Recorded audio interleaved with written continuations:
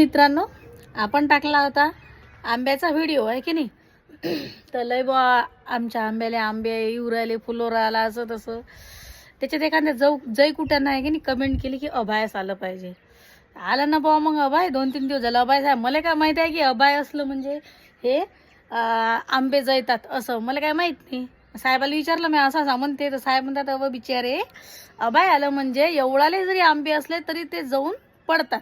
तर बघू शकता मित्रांनो, भयंकर दीट लागली त्या जांभल्याची आपल्या आंब्याले.